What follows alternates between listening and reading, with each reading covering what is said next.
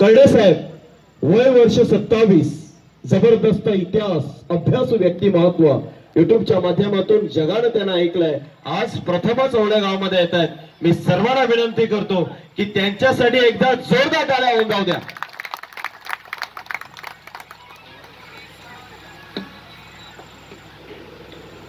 छत्रपती शिवाजी महाराज की, छत्रपती संभाजी महाराज की, भारत माता की जय.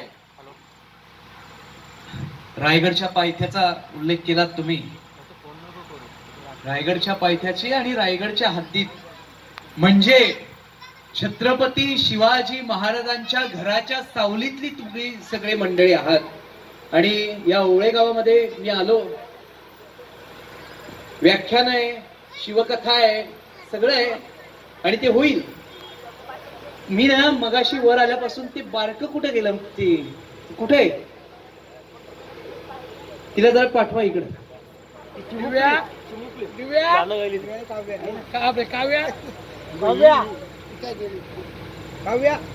ये इकडे.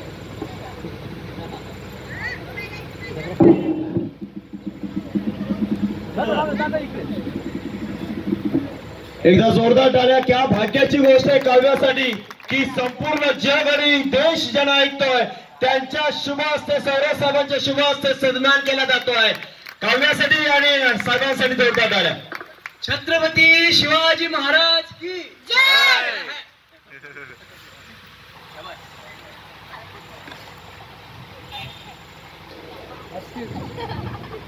डेरिंग तिची, ते त्या वयात मी सुद्धा बोलत नव्हतो. आपण सगळेजण कार्यक्रमासाठी जमलात. अतिशय आनंद झाला ज्यावेळी मी आत आलो. इथे टाळ मृदुंग चालू होता. मी हाडाचा वारकरी आहे आणि मी जवळजवळ 2-2.5 हजार कीर्तन भजनं वाजवलेली आहेत. मी सगळं ऐकत होतो मागणं. राजा कसा असावा याचं जगाला अतिशय जिवंत, ज्वलंत, जातीवंत उदाहरण देणारे छत्रपती शिवाजी महाराज. आणि नेता कसा असावा आणि त्या राजाच्या राज्यामध्ये, त्या राजाच्या मातीमध्ये वाढलेला प्रशासक, नेतृत्व कसं असावं याचं महाराष्ट्राला उदाहरण देणारे माननीय दिवा पाटील साहेब यांना वंदन करतो. तुम्ही आता पाहिलं, मी तिथं फोटो काढत होतो. आता हे आमची घरात बसल्यावर चर्चा झाली त्या ठिकाणी. मी आगरी महोत्सवाला दरवर्षी जातो, चुनाभट्टीला, कुर्ल्याला. मी त्यांना पाठवण्यासाठी तो फोटो काढून घेतला की असा पुतळा तुम्ही तिकडे बनवून घ्या छोटा. मी पहिल्यांदा पाहिला पुतळा असा दिवा पाटील साहेबांचा. आणि माझी बाईट पण होती त्या नामांतराच्या बाबतीमधले. तर ते आता मी फोन दुसरा आणलाय त्यामुळे. पण रायगडच्या पायथ्याला आपण आहोत, रायगडच्या सावलीत आपण आहोत आणि पाटील साहेबांच्या संस्कारातले आपण आहोत. याच्यापेक्षा मोठं महाराष्ट्रात दुसरं काही असू शकत नाही. लक्षात ठेवा, शिवबाची सावली आणि दिवा पाटलांसारख्या कर्तृत्ववान मुलाला जन्म देणाऱ्या माऊलीची ही भूमी. इथे मगाशी डॉक्टर साहेब होते आणि त्यांच्या आधीचे वक्ते वाघ सर आणि तुम्ही सुद्धा सूत्रसंचालक एक मुद्दा सारखे म्हणालात की शिवबा कधी घडतो त्याच्यासाठी जिजाऊ पाहिजे. कोणी तर तुम्हीच बहुतेक आता एक वाक्य वापरलं, अंधार होत चाललाय, आता दिवा पाहिजे या देशाला, या राष्ट्राला, पुन्हा एकदा जिजाऊचा शिवबा पाहिजे. मी बघतोय 2.5-3 तास झाले शिवजयंतीसाठी निमित्ताने ठेवलेल्या कार्यक्रमात, ते भजन असो किंवा काही असो, आमच्या माता भगिनी इथं बसलेले आहेत.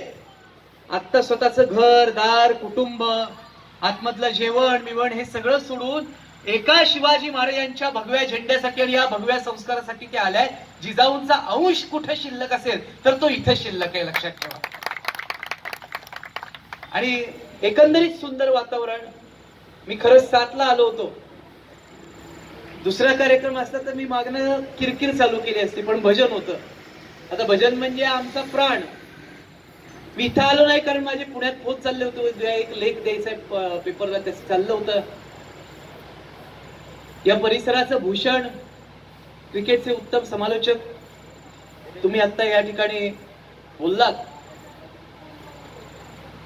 छत्रपती शिवाजी महाराजांच्या बाबतीत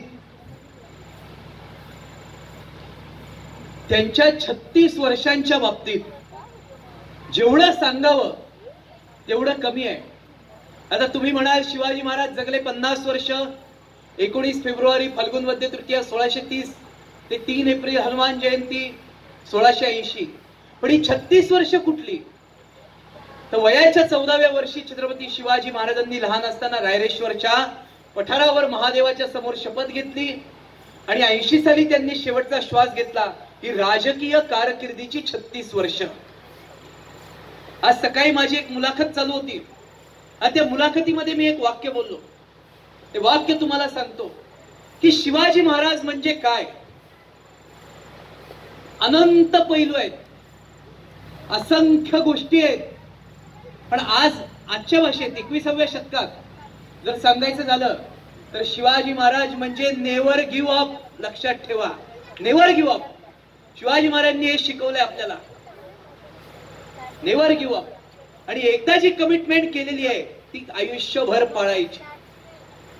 शिवाजी राजांनी वयाच्या 14व्या वर्षी या मातृभूमीला परक्या मुघलांपासून, आदिलशाह, इमादशाह, बरीदशाह, कुतुबशाह, मोगल हे सगळे बाहेर आलेले सत्ताधीश या देशाशी, या मातीशी, इथल्या संस्कृतीशी, इथल्या भाषेशी यांचा काडी मात्र संबंध नाही.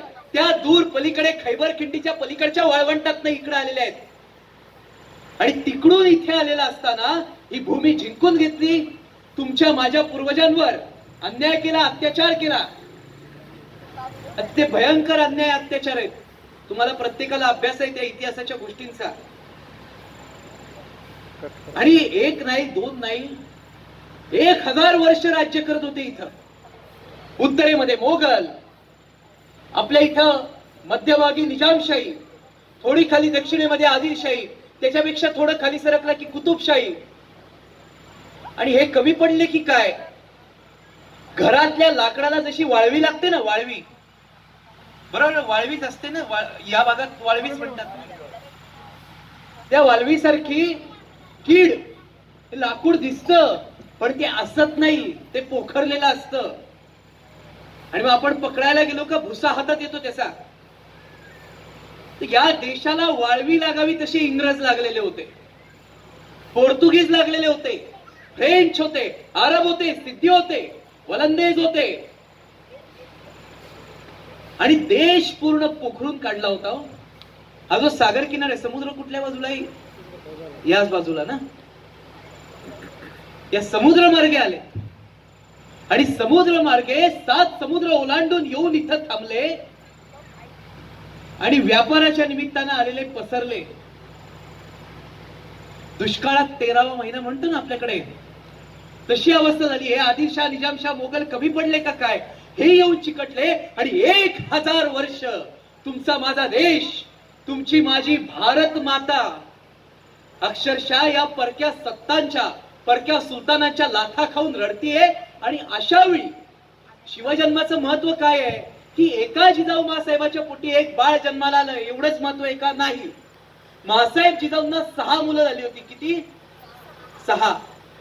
हे शिवाजी महाराज 6वं मुलं आहे. 4 लहान बाळणपणात दगावली आहेत. 5वा होता थोरला संभाजी, म्हणजे आपले धर्मवीर छत्रपती संभाजी महाराज वेगळे. हा संभाजी म्हणजे शिवाजी महाराजांचा थोरला भाऊ. तो कनकगिरीच्या वेड्यात अफजल खानाने दगा केला म्हणून मेलेला आहे. माझ्या मते मी आता नवरात्रात तिथं पनवेलला आलो होतो ना. कुठे? नवीन पनवेल. कुठे? नवीन पनवेल. हा, तिथं त्यावेळी अफजल खानाची कथा सांगितली होती. पण हे 6वं मुलं आहे. आणि हे 6वं मूल जन्माला कधी आलं? शिवनेरीच्या गाभाऱ्यात शिवाई देवीच्या साक्षीनं आजच्या दिवशी. त्या काळात काही मुलं जन्माला येत नव्हती. किती पिढ्या जन्माला आल्या आणि गेल्या, किती कुटुंबांची मुलं वाढली. 13-14 पिढ्या आल्या आणि पुढे गेल्या.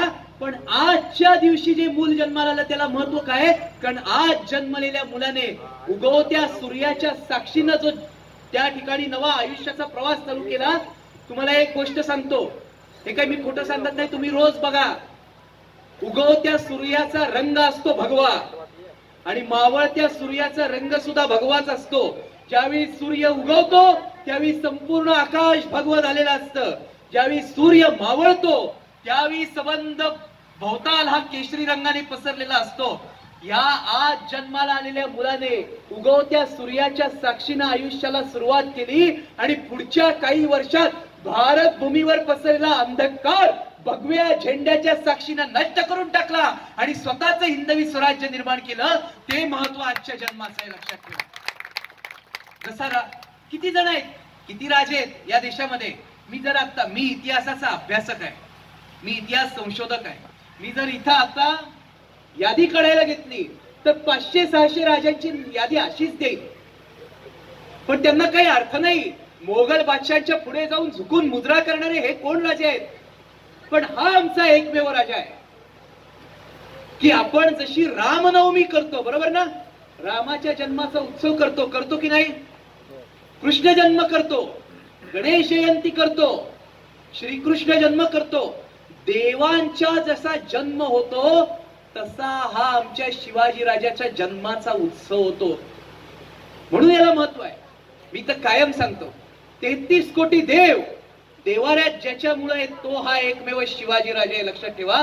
कवी भूषणाने सांगितलेलं आहे, काशी जी की कला जाती मथुरा मस्जिद बनती, अगर शिवाजी न होते तो सुन्नत सबकी होती, तो सुन्नत सबकी होती. मी शेवटचे काव्य सांगणार आहे, पण हे शिवाजी राजाचं महत्व आहे. म्हणून आजचा दिवस तुमच्या माझ्यासाठी महत्वाचा. 19 फेब्रुवारी आणि तिथीनुसार सांगायचं झालं तर फाल्गुन वद्य तृतीया. आणि आज जन्म घेतलेल्या मुलाने कुंडली, रास, बीज या गोष्टी काय असतील त्या असतील, आपल्याला माहित नाही. पण छत्रपती शिवाजी राजांच्या कुंडलीमध्ये पराक्रम होता. तो कुणी ठरवण्याची गोष्ट नव्हती, तो त्या कुंडलीत असण्याची गरज नव्हती. आज जन्माला आलेल्या मुलाने वयाच्या 14व्या वर्षी शपथ घेतली रायरेश्वराच्या समोर. काय शब्द आहेत, मी तर कायम सांगतो, आपण हिंदू धर्मातली लोक आहोत. इथे आता स्वामींचे भक्त, तुम्ही सांगितला स्वामींचा संदेश, राष्ट्र धर्म टिकला तर राष्ट्र टिकेल, बरोबर ना. राष्ट्रही गेलं होतं, धर्मही गेला होता. राष्ट्रही गेलो होतं आणि धर्मही गेला होता. पण रायरेश्वराच्या समोर 14 वर्षाचा बालक त्या ठिकाणी थांबला. आणि ते जे शब्द आहेत ना, मी कायम सांगतो की आमच्या जगद्गुरु संत श्रेष्ठ तुकाराम महाराजांची गाथा, कैवल्य साम्राज्य चक्रवर्ती संत श्रेष्ठ ज्ञानेश्वर महाराजांच्या ओव्या, पसायदान, नाथांचं भागवत, समर्थांचा दासबोध, आमची भगवद्गीता, 4 वेद यांच्या बरोबरीचं काय असेल तर शिवाजी महाराजांनी घेतलेल्या शपथेचे शब्द आहेत ते तेवढेच पूजनीय आहेत. काय म्हटले, 14 वर्षाचा शिवबा त्या शंकराच्या पिंडी समोर अशी तलवार घेतली आणि करंगळीला लावली, रक्ताची धार महादेवाच्या पिंडीवरती त्या ठिकाणी पडली आणि जसा स्वतःच्या रक्ताचा अभिषेक त्या ठिकाणी केला, बाल शिवबाच्या शब्दातून तो गाभारा घुमला आणि त्यांच्या मुखातून काय शब्द निघाले, तुमच्या माझ्या प्रत्येकानं हृदयावरती कोरून ठेवावे असे शब्द आहेत. 14 वर्षाचा तेजस्वी बालक त्या गाभाऱ्यात म्हणतो, बस झालं, बहुत काळ या परक्या भूतांचा त्रास माझ्या मायभूमीनं सोसला, पण आता थांबणे होणार नाही. माझ्या मायभूच्या अंगणात अत्याचाराचा नंगा नाच घालणाऱ्या या साऱ्या बादशांच्या छातडावर पाय देऊन हात तंजावर तहात पेशावर सारा हिंदुस्थान एका भगव्या ध्वजाखाली एकत्र बांधून मी येथे राज्य निर्माण करीन. हे राज्य लेकी सुनांचे असेल, हे राज्य संत सज्जनांचे असेल, हे राज्य संस्काराचे असेल, न्यायाचे असेल, नीतीचे असेल, समतेचे असेल. येथे राज्य असं देवाच्या मनात फार आहे. हे हिंदवी स्वराज्य व्हावं ही तो श्रींची इच्छा, ही तो श्रींची इच्छा. वयाच्या 14व्या वर्षी शब्द तुम्ही विचार करा ना. एक सामान्य मी वक्ता विकताय हे सोडून द्या, मी गप्पा मारायला आलोय असं समजा. मी त्यांना आल्या म्हंटल, बादल कुठे गेला? बादलला आल्या म्हंटल तर म्हटलं की कार्यक्रमाला उशीर झालाय, तुम्ही पण होतात. म्हटलं ते सोडा, मी घरातला आहे समजा, त्यांचं चालू दे, काहीतरी तांत्रिक कारणामुळे उशीर झालाय, मी समजून घेऊ शकतो. मी घरातला आहे, मी गप्पा मारायला आलोय असं समजा. हे जर शब्द त्या शिवबाने उच्चारले नसते आणि प्रतिज्ञा घेतली नसती तर आज हे भगवे झेंडे लावून या मांडवामध्ये आपण बसलो असतो का? नाही. ही परिस्थिती नसून वस्तुस्थिती आहे. ही परिस्थिती नसून वस्तुस्थिती आहे. आणि रायरेश्वरच्या गाभाऱ्यात घेतलेली शपथ ही केवळ पोकळ नाही ठरली. ही शपथ जगण्यासाठी, जागवण्यासाठी, जिवंत करण्यासाठी शिवबा भोसले, शिवाजी शहाजी भोसले नावाचा तेजपुंज तेजस्वी मुलगा त्या ठिकाणी उभा राहिला.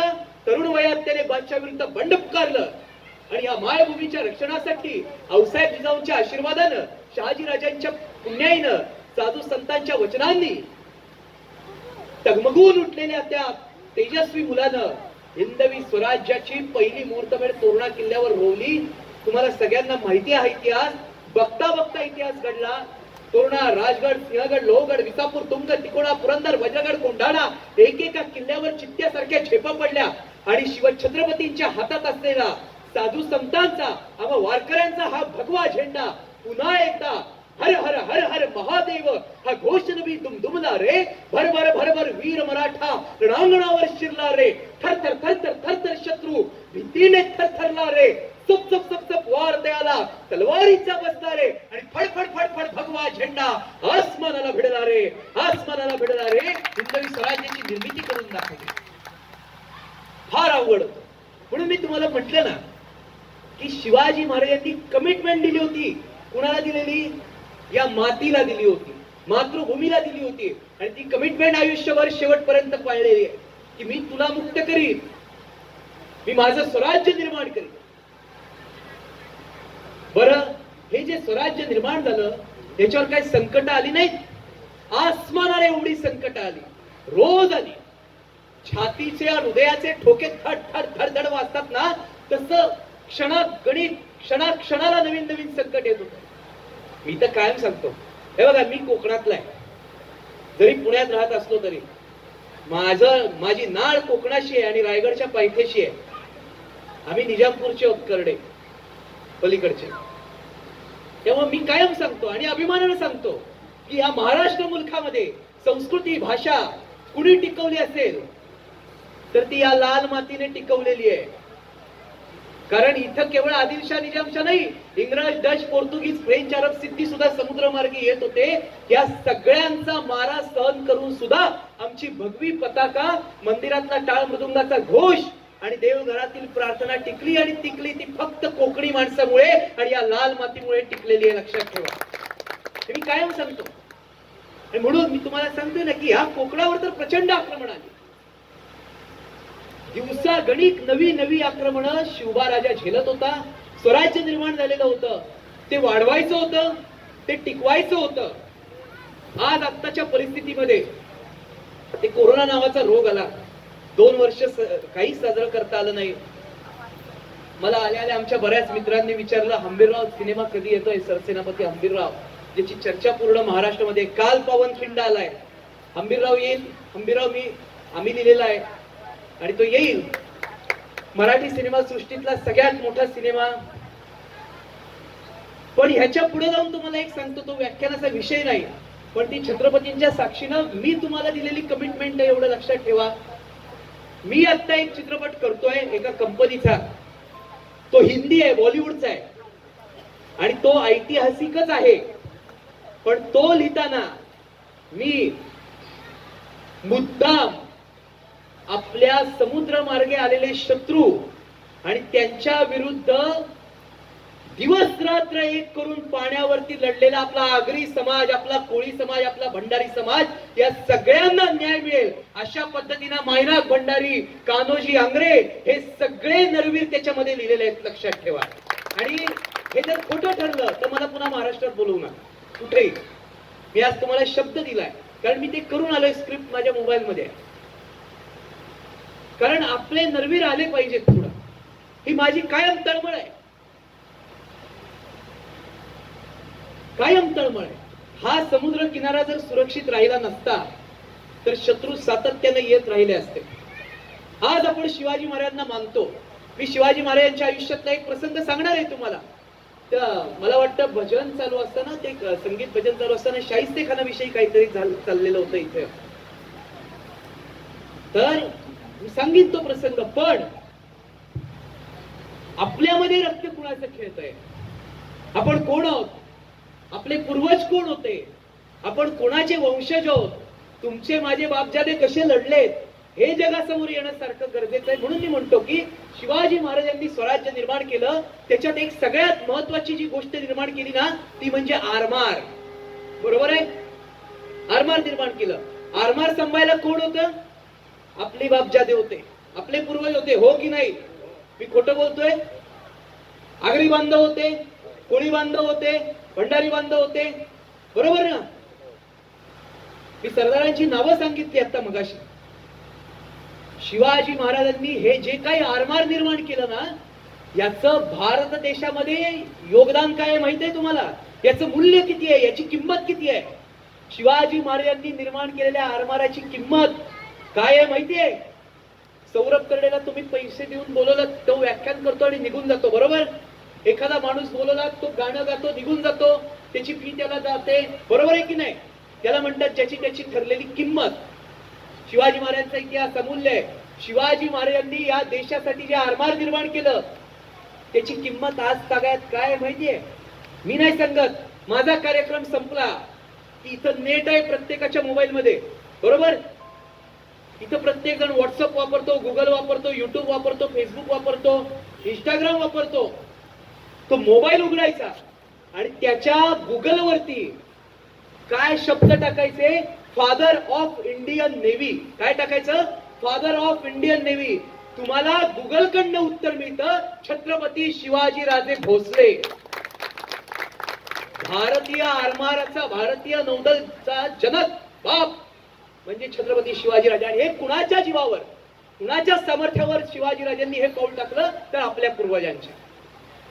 ही वस्तुस्थिती आहे, ही नाकारता येत नाही, लक्षात ठेवा. मी इथं आलोय म्हणून हे गुणगान गातोय असं नाहीये.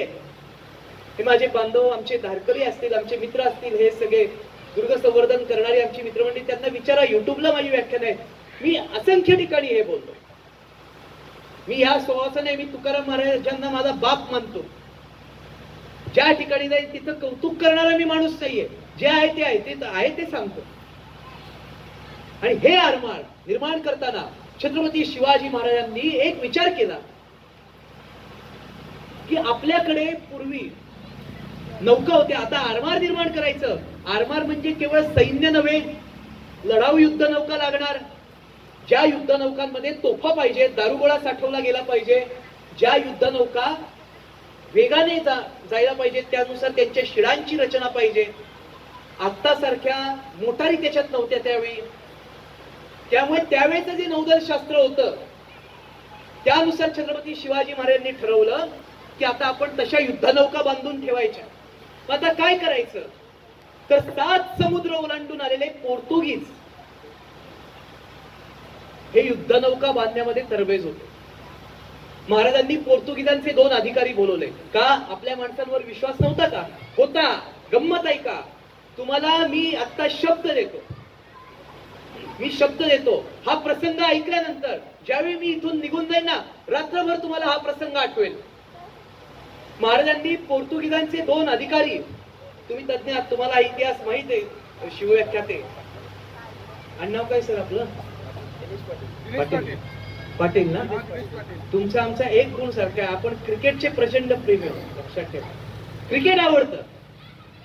काल त्याला विचारा आमच्या संकेतला, भाषण संपवल्यानंतर मॅच बघत होतो पूर्ण वेळ, तिथंच थांबलो होतो गावात, म्हणून सकाळी घरी जायला उशीर झाला. रात्री डोंगरात होतो एका. क्रिकेट पाहिजे ना, मजा कधी येते? भारत ज्यावेळी पाकिस्तानला चिरडतो, इंग्लंडला चिरडतो, त्यावेळी आज सुद्धा आदिलशहाचा, निजामशहाचा सूड घेतल्याची भावना त्यावेळी निर्माण होते, लक्षात ठेवा. ते असो, पण 2 पोर्तुगीज अधिकारी बोलवले.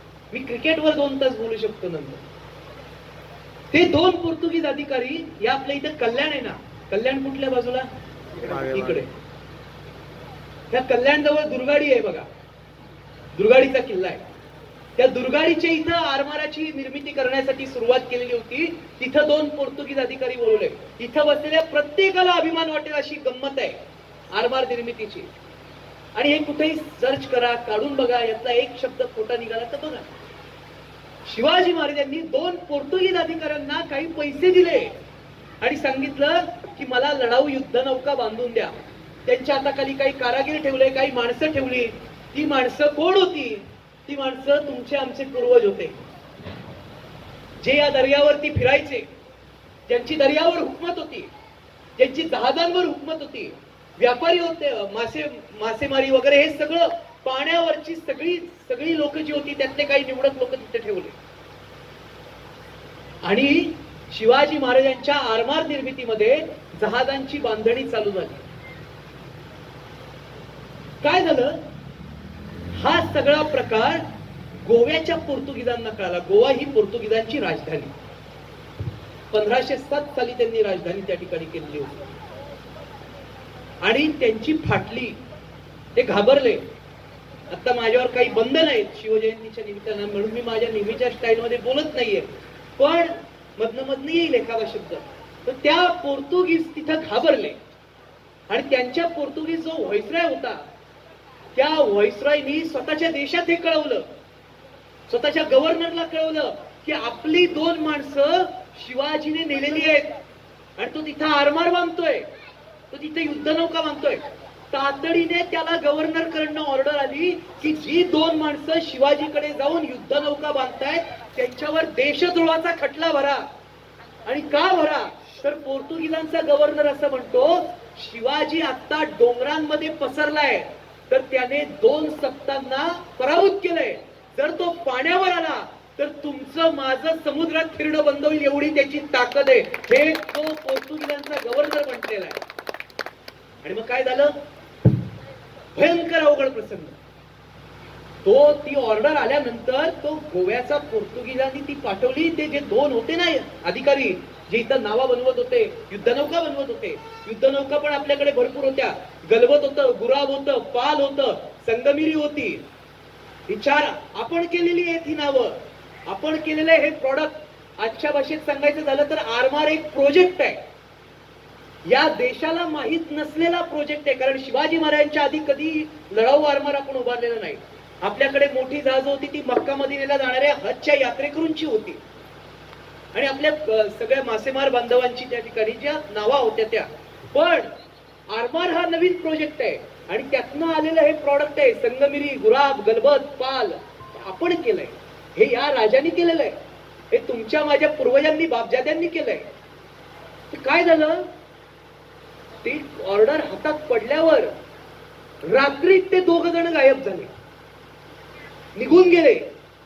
आता काय करायचं? एवढा मोठा पैसा या प्रोजेक्टवर लावलाय. आजच्या भाषेत सांगतो आता तुम्हाला, आपण एखाद्या नवीन व्यवसायात उडी घेतो, एखादा नवीन प्रोजेक्ट उभारतो आणि आरमारावर एवढा पैसा लावलाय, त्या प्रोजेक्टवर एवढा पैसा लावलाय आणि तो प्रोजेक्ट करून देणारा माणूस जर रातोरात गायब झाला, काय होईल? स्वराज्यासाठी जमा केलेला सगळा पैसा इथं दुर्गाडीच्या इथं आणून ओतलाय, लाकडं उभी केली आहे, साहित्य उभं केलेलं आहे आणि अशा वेळी ते करणारे, ते सांगणारे अधिकारी गुल झाले. सगळी लोक घाबरले. शिवाजी महाराजांकडे आली. महाराज राजगडावर होते आमच्याकडे. महाराजांनी ते सगळं ऐकून घेतलं. पेशन्स, बरं का, पेशन्स. सगळं ऐकलं. महाराज म्हणाले ठीक आहे चला. महाराज तिकडनं दुर्गाडीला आले. गंमत बघा, सगळे सरदार वगैरे घाबरलेले, कारण एकतर पैसा पाण्यासारखा ओतलाय, साहित्य आणून पडलंय, कोण उभारणार? नाचक्य होईल ना उभ्या देशामध्ये, नुकसान होईल ते वेगळं. शिवाजी महाराज जसे तिथे आले तशी 40 माणसं पुढे आली. 41 माणसं पुढे आली. पटापटा महाराजांना मुजरा केला. महाराज त्यांच्याशी काहीतरी बोलले. काय बोलले इतिहासाला माहित नाही. महाराज त्यांच्याशी काहीतरी बोलले आणि परत आले आणि सगळ्या सरदारांना म्हणाले काळजी करू नका, आपला आरमार बांधून होईल. एवढा शब्द महाराजांनी वापरला. ती माणसं कोण होती माहितीये? ती माणसं आगरी, कोळी, भंडारी समाजाची माणसं होती जी शिवाजी महाराजांनी त्या कारागिरांमध्ये लपवून ठेवली होती, ही लोक काय करायची, हे पोर्तुगीज अधिकारी रात्री झोपले की युद्ध नौका कशा बनवतात याची जी चित्र होती, याची जी कागद होती, त्याची जशीच्या तशी दुसऱ्या कागदावर उतरवून घ्यायचे. त्यांच्याकडचे सगळे कागद झेरॉक्स काढल्यासारखे अक्षरशः बनवायचे आणि त्या 40 लोकांनी महाराजांना शब्द दिला, महाराज आम्ही त्यांच्या बरोबर राहून तुमचं काम पूर्ण केलंय, आम्ही सगळं शिकलोय, काळजी करू नका, आम्हाला काही दिवस द्या, आर्मर पूर्ण करतो. आणि इतिहास तपासून बघा, माझे कदाचित वार वेळ दिवस चुकतील पण प्रसंग चुकणार नाही. पुढच्या काही दिवसामध्ये आमच्या या 40 लोकांनी इतर कारागिरांना हाताशी धरून स्वराज्याच्या युद्ध नौका उभ्या केल्या. नंतर ते संगमेश्वरला गेले रत्नागिरीत आणि तिथं संगमिरी उभी केली. इथं गुलाब गलबत उभं राहिलं.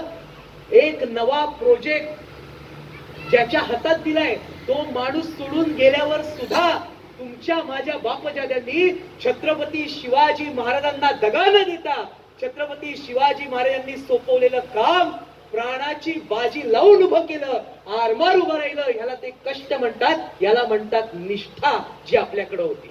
या निष्ठेतनं आरमार उभं राहिलं. हा पूर्ण नवा विषय. आणि मग एकदा आरमार उभं राहिलं ना,